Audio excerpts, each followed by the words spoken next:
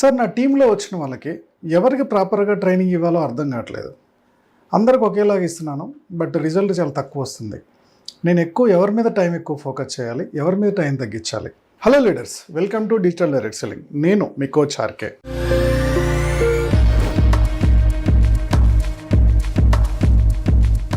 Direct selling సంబంధించి మనం చాలా టాపిక్స్ మాట్లాడుకుంటాం కదా. ఈరోజు నా ట్రైనింగ్లో ఉన్న కొంతమంది స్టూడెంట్స్ అడిగిన క్వశ్చన్స్ని ఇవాళ క్లారిఫై చేసుకుందాం. వాళ్ళ క్వశ్చన్ ఏంటంటే, సార్ నా టీంలో వచ్చిన వాళ్ళకి ఎవరికి ప్రాపర్గా ట్రైనింగ్ ఇవ్వాలో అర్థం కావట్లేదు. అందరికి ఒకేలాగా ఇస్తున్నాను, బట్ రిజల్ట్ చాలా తక్కువ వస్తుంది. నేను ఎవరి మీద టైం ఎక్కువ ఫోకస్ చేయాలి, ఎవరి మీద టైం తగ్గించాలి అని చెప్పేసి వాళ్ళు అడిగారు అనమాట. సో మీ టీంలో కూడా ఇలాంటి ఇబ్బంది ఉందా? మీ టీంలో 10 మంది ఉన్నారు, అందరికీ సమానంగా టైం తీస్తున్నారు, కానీ గ్రోత్ రావట్లా.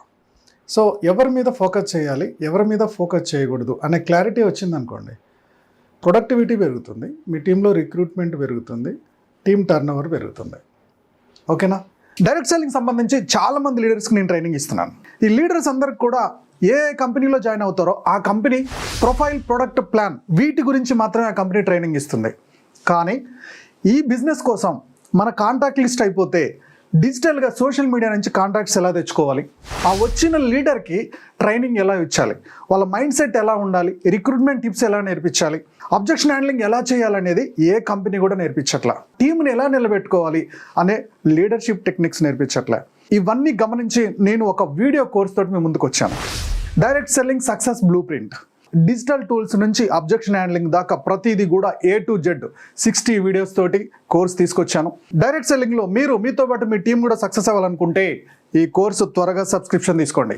ఇక సబ్జెక్ట్లోకి వస్తే, ప్రొడక్టివిటీ ఎందుకు పెరగట్లే? టీంలో అందరి దగ్గర టైం ఎక్కువ పెడుతున్నాను, అయినా సరే నా టీంలో గ్రోత్ లేదు, ప్రొడక్టివిటీ లేదు, సేల్ సరిగ్గా లేదు. ఇలాంటి క్వశ్చన్స్ కనుక మీకు వస్తే, ఈ క్వశ్చన్స్ కోసం ఒక చిన్న స్టోరీ చెప్తా. ఒక ఆశ్రమంలో చాలామంది విద్యార్థులు ఉండేవాళ్ళు. వాళ్ళది ఆఖరి రోజు అనమాట. ఆ ఆశ్రమం నుంచి వెళ్ళిపోతారు. సో ఆఖరి రోజు క్లాస్ కోసం అని చెప్పేసి గురువుగారు అందరినీ పిలిచారు. సో గురువుగారు, ఇవాళ మేము అందరం వెళ్ళిపోతున్నాం కదా, ఆఖరిన మాకేం చెప్పాలనుకుంటున్నారు అని చెప్పేసి స్టూడెంట్స్ అడిగారు. అప్పుడు గురువుగారు ఒక 3 బొమ్మలు తీసుకొచ్చారు, చెక్క బొమ్మలు. ఈ బొమ్మల్ని 3 చూడండి, వీటిల్లో ఉన్న తేడా ఏంటి అని అడిగాడు. 3 అబ్జర్వ్ చేస్తే 3 సమానంగానే ఉన్నాయి గురుగారు, నాకేం కనపడట్లేదు, నాకేం అర్థం కావట్లేదు అని స్టూడెంట్స్ అంటున్నారు. ఒక స్టూడెంట్ని పిలిచాడు గురుగారు దగ్గరికి. ఒక చిన్న వైర్ ఉంటుంది కదా, ఆ వైర్ ఇచ్చాడు. ఒక బొమ్మకి ఈ చెవిలో పెట్టమన్నాడు, ఈ చెవిలో పెడితే ఆ చెవులకి వెళ్ళిపోయింది, ఈ చెవుల నుంచి ఆ చెవులకి వెళ్ళిపోయింది. రెండో బొమ్మకి మళ్ళీ అదాలే చెవిలో పెట్టమన్నాడు. సో ఆ తీగ చెవిలో పెడితే అది నోట్లో నుంచి బయటకు వచ్చింది, అంటే ఆ డిజైన్ నోట్లో నుంచి బయటకు వచ్చింది. మూడో బొమ్మకి ఒక చెవిలో పెడితే నోట్లో నుంచి కానీ ఇంకో చెవిలో నుంచి కానీ బయటికి రాలా. గురుగారు, దీని అర్థం ఏంటి అని చెప్పారు. మీరు ఎన్ని రోజులు క్లాసులు విన్నారు, కానీ ఇప్పుడు సమాజంలోకి వెళ్ళబోతున్నారు, సొసైటీలో ఎలా ఉంటుంది, మీరు ఎలాంటి వాళ్ళ దగ్గర టైం కేటాయించాలి, ఎలాంటి వాళ్ళ దగ్గర టైము వదిలేయాలనేది మీకు ఒక క్లారిటీ ఇస్తున్నాను. ఈ ఫస్ట్ బొమ్మ ఏదైతే ఉందో, ఈ బొమ్మలో ఒక చెవిలో చిన్న వైర్ పెడితే ఈ చెవిలో వచ్చింది కదా, సేమ్ అలానే మీరు ఎవరికైనా ఏదైనా సబ్జెక్ట్ చెప్తున్నప్పుడు ఈ టీని అటు వదిలేస్తున్నారంటే వాళ్ళు మీ మాటకు వాల్యూ ఇవ్వట్లా, లేదా మీరు చెప్తున్న ఆ సబ్జెక్ట్ మీద వాల్యూ లేదు, వాళ్ళకి ఇంట్రెస్ట్ లేదు. ఇలాంటి వాళ్ళ దగ్గర ఎన్నిసార్లు మీరు సబ్జెక్ట్ చెప్పినా అది ఎక్కదు, ఇటు వింటారు, అటు వదిలేస్తారు. ఓకే, సో ఇలాంటి వాళ్ళ దగ్గర మీరు టైం వేస్ట్ చేసుకోవద్దు అని గురువుగారు చెప్పారు.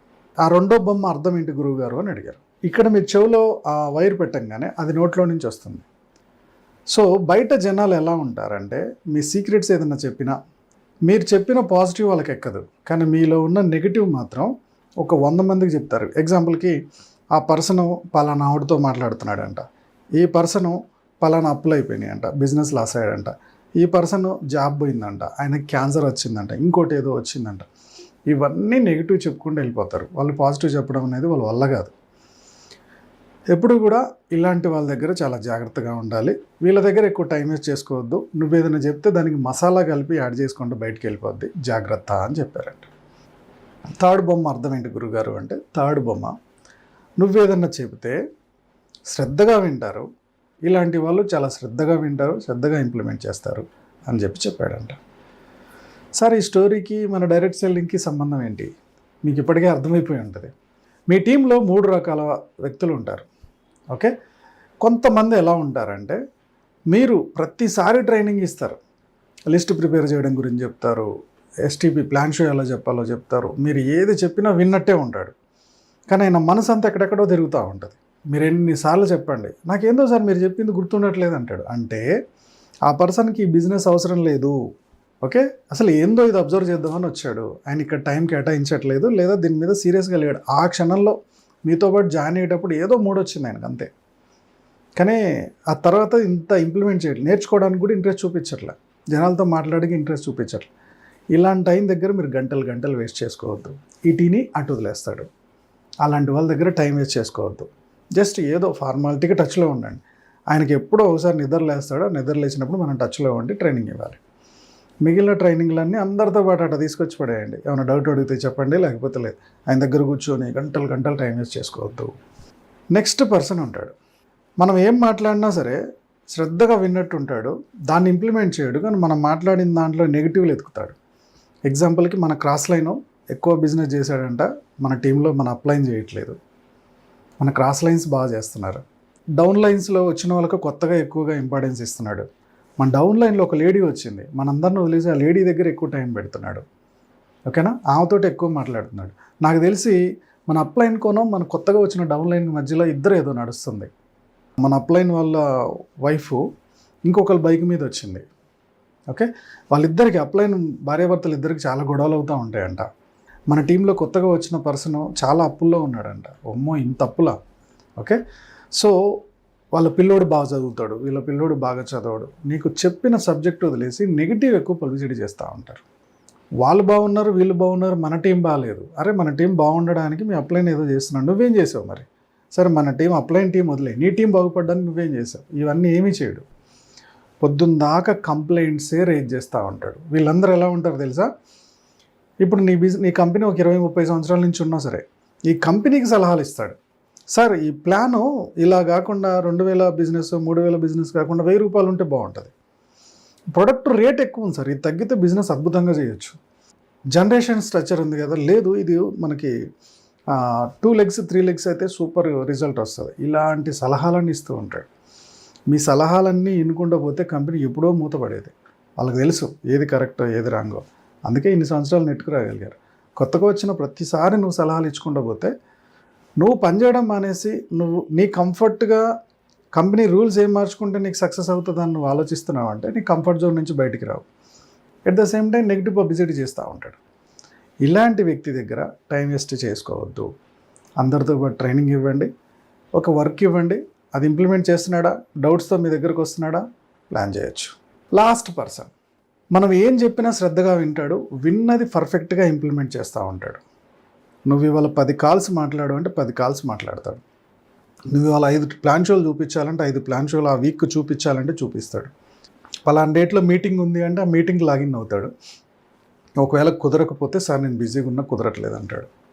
ఇలా ఎవరైతే రెస్పాన్సిబిలిటీగా ఉంటూ ఉంటారో, ఎవరైతే చెప్పింది యాజ్ ఇట్ ఈస్గా ఫాలో అవుతారో, ఎవరైతే విన్నది పర్ఫెక్ట్గా ఇంప్లిమెంట్ చేస్తాడో, అతను గ్రోత్ అవుతూ మీ గ్రోత్కి హెల్ప్ అవుతాడో, వాళ్ళ డౌన్ లైన్స్ని కూడా గ్రోత్ చేయడానికి ట్రై చేస్తాడో, is the perfect leader.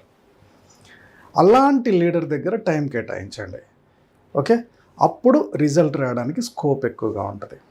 So ఈ 3 కేటగిరీల్లో నీ టీంలో ఎవరెవరి దగ్గర ఏ క్వాలిటీ ఉందో అబ్జర్వ్ చేయండి. ఓకే, సో ఎవరి దగ్గర టైం ఎక్కువ కేటాయించాలి, ఎవరికి ప్రాపర్గా ట్రైనింగ్ ఇవ్వాలి, ఎవరిని ఇంకొద్దిగా ముందుకు తీసుకెళ్ళాలనేది ఇప్పటికే మీకు క్లారిటీ రావాలి. ఓకే, బిజినెస్లోకి వచ్చిన ప్రతి లీడరు సక్సెస్ అవ్వడు, వచ్చిన ప్రతి లీడరు కూడా దాని మీద పర్ఫెక్ట్గా కేటాయించడు. సినిమా ఇండస్ట్రీలో అందరూ సక్సెస్ అవ్వరు, పొలిటికల్గా అందరూ సక్సెస్ అవ్వరు, బిజినెస్ మ్యాన్లో అందరూ సక్సెస్ అవ్వరు. సేమ్ అలానే ఈ బిజినెస్లో కూడా జస్ట్ జనరల్గా ఏదో గాలివాటంగా అట్లా వచ్చేసి అట్లా వెళ్ళిపోయేటోళ్ళు చాలామంది ఉంటారు. బట్ ఇందులో సిన్సియర్గా నేర్చుకుంటున్న వాళ్ళు ఎవరో వాళ్ళ మీద ఎక్కువ టైం కేటాయించి వాళ్ళని సక్సెస్ చేశారా, మీరు సక్సెస్ అయిపోయినట్టే. ఓకే ఫ్రెండ్స్, ఈ వీడియో మీకు నచ్చింది అనుకుంటున్నాను. నచ్చినట్టయితే మీ పేరు, మీ ఊరు, ఏం నచ్చింది మీరు కామెంట్లో పోస్ట్ చేస్తే ఖచ్చితంగా ఇది ఇంకొంతమంది కొత్త లీడర్స్కి ఈ వీడియో వాళ్ళ దగ్గరికి రీచ్ చేస్తుంది యూట్యూబ్. దీని ద్వారా వాళ్ళు కూడా ఈ నాలెడ్జ్ తీసుకున్న వాళ్ళు అవుతారు. మీ డౌన్ లైన్స్ టీం అందరికీ కూడా ఈ వీడియో షేర్ చేయడం మర్చిపోవద్దు. ఆర్కేసారి వీడియో అప్లోడ్ అయింది, చాలా మంచి వీడియో, ఒక్కసారి వినండి అని మీరు ఆ వీడియో మీ డౌన్లైన్కి షేర్ చేస్తే మీ డౌన్లైన్ కూడా ఇన్ఫర్మేషన్ తెలియజేసిన వాళ్ళు అవుతారు. ఇప్పటిదాకా వీడియో చూశారు కదా, మీరు ఆల్రెడీ బిజినెస్లోకి వచ్చారు కానీ కొత్త వారిని ఇన్వైట్ చేయడం రావట్లా. ఇలాంటి మీకు డౌట్ ఉంటే ఇక్కడ కొత్త వారిని ఇన్వైట్ చేయడం ఎలా అనే ఒక వీడియో ఉంటుంది, అది క్లిక్ చేయండి, చూడండి. లేదు మీరు మార్కెటింగ్ సంబంధించిన ఫీల్డ్లో ఉన్నారు, అది ఇన్సూరెన్స్ అవ్వచ్చు, రియల్ ఎస్టేట్ అవ్వచ్చు, ఓకే, ఏ మార్కెటింగ్ అయినా సరే, మార్కెటింగ్లో సక్సెస్ అవ్వడానికి నేను 6 ఐడియాస్ ఇచ్చాను అనమాట. ఈ వీడియో ఇక్కడ ఉంటుంది, అది చూడండి. ఈ 2 వీడియోలని మీకు కార్డ్స్లో పెడతాను, డిస్క్రిప్షన్లో కూడా ఉంచుతాను. ఒకవేళ కార్డ్స్లో మీకు ఓపెన్ కాకపోతే డిస్క్రిప్షన్లో లింక్ క్లిక్ చేసి కూడా మీరు అవేర్నెస్ తీసుకోవచ్చు. ఫస్ట్ టైం కన్నా మన ఛానల్కి వచ్చి ఉంటే ఛానల్ సబ్స్క్రైబ్ చేయడం మర్చిపోకండి. మా యూట్యూబ్ ఛానల్ చూస్తున్న మన డైరెక్ట్ సేలింగ్ లీడర్స్ అందరూ కూడా లైఫ్లో గొప్పగా స్థిరపడాలని కోరుకోవడంలో మీ కోచ్ ఆర్కే ముందుంటాడు. Go self made.